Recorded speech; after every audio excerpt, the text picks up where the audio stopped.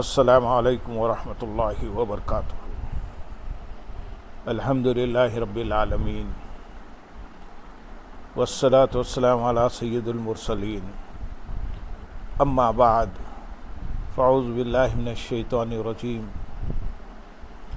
بسم اللہ الرحمن الرحیم۔ برادران عزیز و معزز خواتین، آج کی اس نشست میں سورۃ النور کی آیت نمبر 37، 38 اور 39 کا ترجمہ و تفسیر پیش کرنے کی سعادت حاصل کی جائے گی۔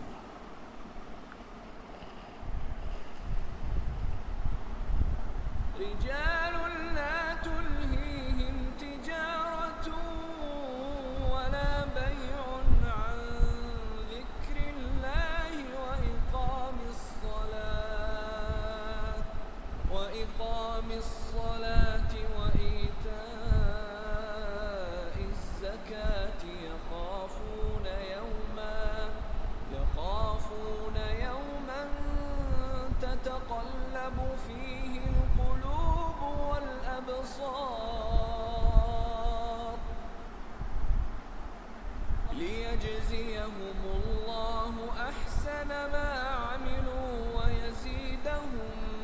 من فضله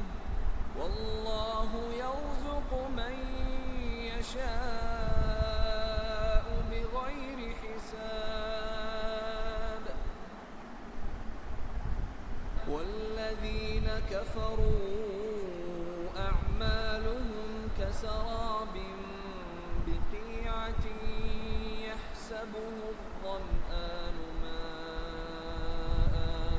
يحسبه الظمآن ماء حتى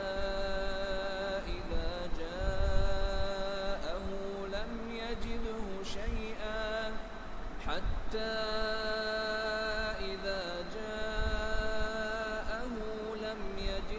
شيئا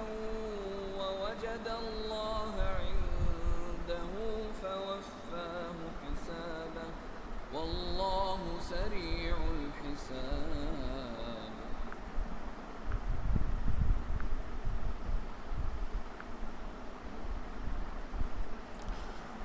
وہ مرد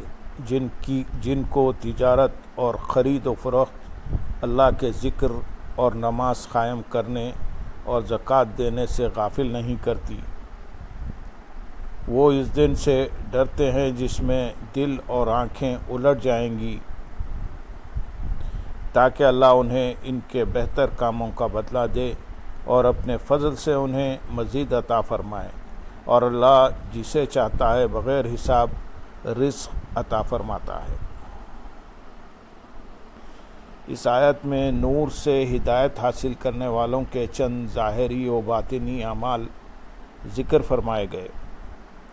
چنانچہ ارشاد فرمایا کہ نور سے ہدایت حاصل کرنے والے وہ مرد ہیں جنہیں تجارت اور خرید و فروخت اللہ تعالیٰ کی یاد اور اس کے قلبی و لسانی ذکر اور نماز کے اوقات پر مسجدوں کی حاضری سے نماز قائم کرنے اور انہیں وقت پر ادا کرنے سے اور زکوٰۃ کو وقت پر دینے سے غافل نہیں کرتی۔ حضرت عبداللہ بن عمر رضی اللہ تعالیٰ عنہما بازار میں تھے، مسجد میں نماز کے لیے اقامت کہی گئی تو آپ رضی اللہ تعالیٰ عنہ نے دیکھا کہ بازار والے اٹھے اور دکانیں بند کر کے مسجد میں داخل ہو گئے۔ یہ دیکھ کر آپ رضی اللہ تعالیٰ عنہ نے فرمایا کہ آیت ایسے ہی لوگوں کے حق میں ہے۔ سبحان اللہ، ان مقدس ہستیوں کے نزدیک نماز کی اہمیت عملی طور پر تجارت، کاروبار اور دکانداری سے بڑھ کر تھی، اسی لیے یہ اقامت کی آواز سنتے ہی سب کچھ بند کر کے نماز کے لیے حاضر ہو جاتے تھے۔ اور اب کے مسلمانوں کا حال سب کو معلوم ہے کہ دکان کے پاس مسجد ہونے کے باوجود جماعت کے ساتھ نماز ادا کرنے کے لیے حاضر ہونے کی بجائے اپنی دکانداری میں مصروف رہتے ہیں، اور اسے اس اندیشے سے بھی نماز کے لیے حاضر نہیں ہوتے کہ پیچھے سے کوئی گاہک آ جائے اور وہ خالی چلا جائے، اللہ تعالیٰ انہیں نماز کی اہمیت سمجھنے اور اسے وقت پر جماعت کے ساتھ ادا کرنے کی توفیق عطا فرمائے۔ آیت کی مناسبت سے یہاں وقت پر اور جماعت کے ساتھ نماز ادا کرنے سے متعلق 3 فضائل بیان کیے جائیں گے۔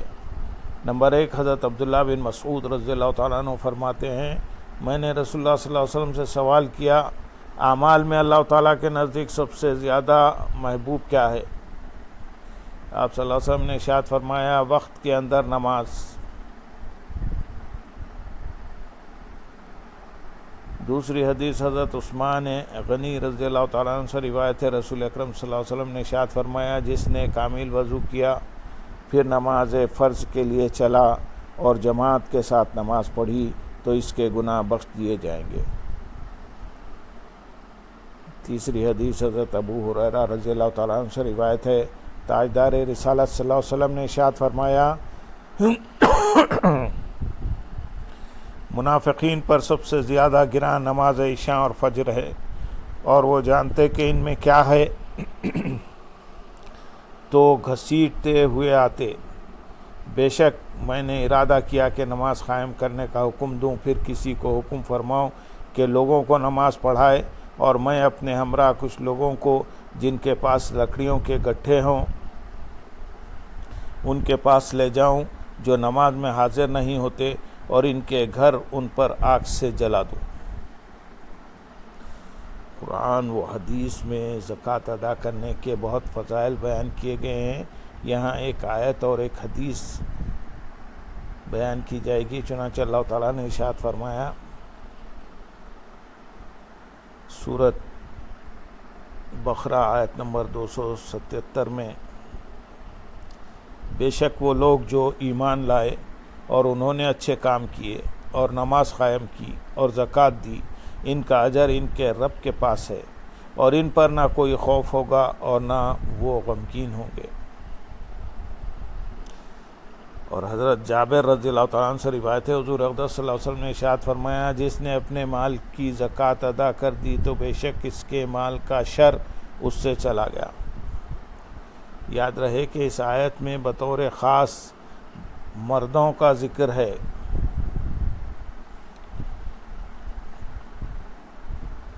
اس لیے ہوا کہ عورتوں پر جمعہ یا جماعت کے ساتھ دیگر نمازوں کی ادائیگی کے لیے مسجد میں حاضر ہونا لازم نہیں۔ عورت کے لیے گھر میں نماز پڑھنا زیادہ فضیلت کا حامل ہے۔ چنانچہ حضرت عبداللہ بن مسعود رضی اللہ تعالیٰ عنہ سے روایت ہے، رسول اللہ صلی اللہ علیہ وسلم نے ارشاد فرمایا، عورت کا دالان یعنی بڑے کمرے میں نماز پڑھنا صحن میں نماز پڑھنے سے بہتر ہے، اور کوٹھری میں نماز ادا کرنا دالان میں نماز ادا کرنے سے بہتر ہے۔ آیت کے اگلے حصے میں ارشاد ہے، یخافون، ڈرتے ہیں۔ آیت کی ابتدا میں جن مردوں کے اعمال ذکر فرمائے ان کے بارے میں ارشاد فرمایا کہ وہ اس دن سے ڈرتے ہیں جس میں دل اور آنکھیں الٹ جائیں گی، یعنی وہ فرما بردار بندے جو ذکر و طاعت میں نہایت مستعد رہتے ہیں اور عبادت کی ادائیگی میں سرگرم رہتے ہیں، اس حسن عمل کے باوجود وہ اس دن سے خائف رہتے ہیں اور سمجھتے ہیں کہ ان سے اللہ تعالیٰ کی عبادت کا حق ادا نہ ہو سکا۔ آیت میں قیامت کے دن کا ایک حال بتایا گیا کہ اس دن دل اور آنکھیں الٹ جائیں گے۔ بعض مفسرین نے فرمایا کہ دلوں کا الٹ جانا یہ ہے کہ شدت خوف اور اضطراب سے دل الٹ کر گلے تک چڑھ جائیں گے، نہ باہر نکلیں گے نہ نیچے اتریں گے، اور آنکھیں اوپر چڑھ جائیں گی، یا اس کے یہ معنی ہیں کہ کفار کے دل کفر و شرک سے ایمان و یقین کی طرف پلٹ جائیں گے اور آنکھوں سے پردے اٹھ جائیں گے۔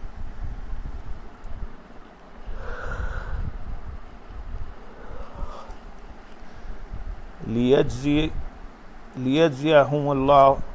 تاکہ اللہ انہیں بدلہ دے، یعنی اللہ تعالیٰ کے مقبول بندے ان نیک کاموں میں اس لیے مشغول ہوتے ہیں کہ تاکہ اللہ تعالیٰ انہیں ان کے بہتر اعمال کا ثواب عطا کرے، اور صرف یہی نہ ہو بلکہ اللہ تعالیٰ اپنے فضل سے انہیں مزید بھی عطا کرے، اور اللہ تعالیٰ جسے چاہتا ہے بے حساب رزق عطا فرماتا ہے۔ آیت نمبر 140 میں ارشاد ہے، اور کافروں کے اعمال ایسے ہیں جیسے کسی بیابان میں دھوپ میں پانی کی طرح چمکنے والی ریت ہو۔ پیاسا آدمی اسے پانی سمجھتا ہے، یہاں تک جب وہ اس کے پاس آتا ہے تو اسے کچھ بھی نہیں پاتا، اور وہ اللہ کو اپنے قریب پائے گا تو اللہ اسے اس کا پورا حساب دے گا، اور اللہ جلد حساب لینے والا ہے۔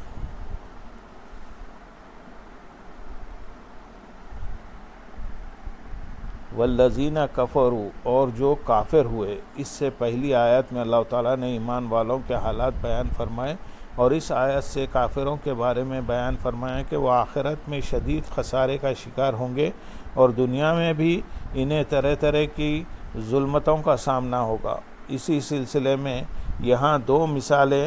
بیان کی گئیں۔ اس آیت میں ذکر کی گئی مثال کا خلاصہ یہ ہے کہ کفار کے ظاہری اچھے اعمال کی مثال ایسی ہے جیسے کسی بیابان میں دھوپ میں پانی کی طرح چمکنے والی ریت ہو۔ پیاسا آدمی اسے پانی سمجھ کر اس کی تلاش میں چلا، اور جب وہاں پہنچا تو پانی کا نام و نشان نہ تھا، تو وہ سخت مایوس ہو گیا۔ ایسے ہی کافر اپنے خیال میں نیکیاں کرتا ہے اور سمجھتا ہے کہ اللہ تعالیٰ سے اس کا ثواب پائے گا، لیکن جب میدان قیامت میں پہنچے گا تو ثواب نہ پائے گا بلکہ عذاب عظیم میں گرفتار ہوگا، اور اس وقت اس کی حسرت اور اس کا غم اس پیاس سے بدرجہ زیادہ ہوگا۔ اس آیت میں ان مسلمانوں کے لیے بھی بڑی عبرت و نصیحت ہے جو اللہ تعالیٰ کی دی ہوئی نعمتوں کو اس کے حکم کی نافرمانی اور مخالفت کرنے میں صرف کرتے ہیں، پھر عادت و رسم و ریاکاری و دکھلاوے کے طور پر اور غفلت کے ساتھ نیک اعمال کرتے ہیں، اور جہالت کی وجہ سے یہ سمجھ رہے ہوتے ہیں کہ وہ نیک کام کر رہے ہیں، حالانکہ حقیقت یہ ہے کہ شیطان نے ان کے لیے ان کے اعمال کو مزین کر دیا، اور ان کے اعمال کی مثال صحرا میں چمکنے والی ریت کی طرح ہے۔ اسی طرح وہ اپنے اعمال کے بارے میں یہ گمان کر رہے ہوتے ہیں کہ ان نیک اعمال کی وجہ سے اللہ تعالیٰ ان پر کوئی غضب و جلال نہ فرمائے گا، اور ان کے لیے جہنم کی آگ کو ٹھنڈا کر دیا جائے گا، لیکن جب انہیں موت آئے گی تو معاملہ ان کے گمان سے انتہائی برعکس ہوگا۔ قیامت کے دن میزان عمل میں ان کے اعمال کا کوئی وزن نہ ہوگا، اللہ تعالیٰ ان کے برے اعمال کی وجہ سے ان پر غضب فرمائے گا، اور جس سزا کے یہ حقدار ہیں وہ سزا انہیں دے گا۔ لہذا ہر عقل مند انسان کو چاہیے کہ اس مثال کو سمجھے اور اس سے نصیحت حاصل کرتے ہوئے اپنے اعمال کی اصلاح کی طرف بھرپور توجہ دے۔